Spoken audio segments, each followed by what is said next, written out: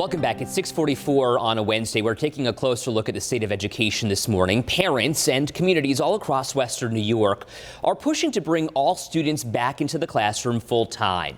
Over the last few weeks, we've told you how some parents in districts like Grand Island, Clarence, Kenton, and Lewiston Porter plan to take their districts to court to make it happen.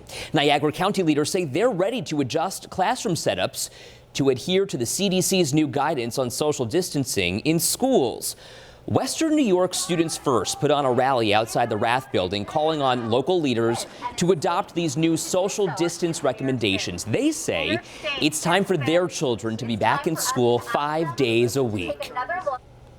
We have many schools right now that should be opened with 3 feet barriers and masks.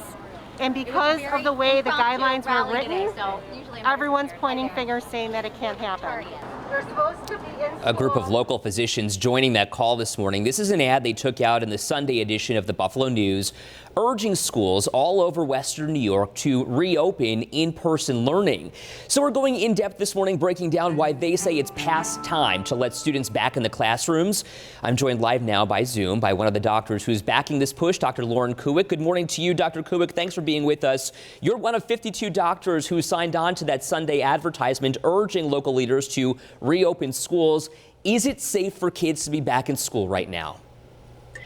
Yes, Ed, I think that we have a lot of data, and the CDC agrees that with certain mitigation measures in place, that kids can come back to school safely. You know, it's interesting, though, we heard from the Erie County Department of Health reporting about 247 cases of COVID-19 in schools last week, which is a 43% increase from the week before. Dr. Burstein says it was in schools with that 3 feet distance between desks. What do you make of that? So, I mean, when you look at the data nationally, and we have a lot of great data from the United States, from Wisconsin, North Carolina, Utah, Chicago, that shows that in-school transmission is very low. Usually those cases, those 247 cases, those cases are children or staff or teachers that got COVID in the community that were identified and happened to be at school. We know the data shows us about less than 5% of the time is it actually transmitting in school, whether it's at 6 feet distance or 3 feet, as long as you have other important mitigation strategies like masking and ventilation. You know, Dr. Kuick, it's interesting that you're saying that because Dr. Burstein actually said yesterday that this is something that they're seeing from children to children spread as opposed to community spread. You know, somebody coming into the building and they're seeing it more among children than they are staff to staff. So it seems that there's some disagreement between what the Department of Health is actually saying and what you're seeing. Well, you know, actually, Ed, it's not what I'm seeing. It's just based on the national data. You know, if you read the CDC's technical scientific report that they released with their new change in the 6 feet to 3 feet guidance, they do reference all these studies. And it is a remarkable part of the United States that is really represented in these studies in very diverse places in the US. And it's not just international data. So if we truly are having 247 or 200 cases of in-school transmission a week, which I doubt we are based on the national data of it only being 5% of the time transmitted in schools. If that's truly happening, then we have a much bigger problem on our hands in Western New York than should schools reopen or not. So just so I'm clear, based on the data, you're not necessarily buying the idea that there's this huge increase in cases between student to student transmission in schools. No, I mean, based on, and again, you know, the health department, usually when people release this data, they write it up and they submit it to a peer-reviewed journal, and that's where we get the data from.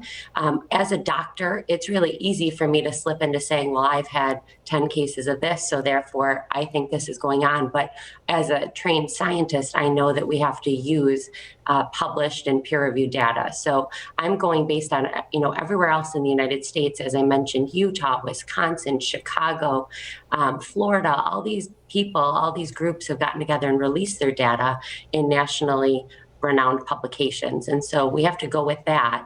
And I really think of those cases, probably if you look at the stats, it's going to be a handful of those cases that are actually transmitted at schools. And we know that will happen, but it's low. Dr. Kuick, we know a couple of school districts are opening across New York State, Onondaga County, Ulster County, and we know that you've also sent a letter to the governor as a doctor, urging him to reconsider opening schools. Tell me about this letter and what your response has been, or what the response has been from the governor's office.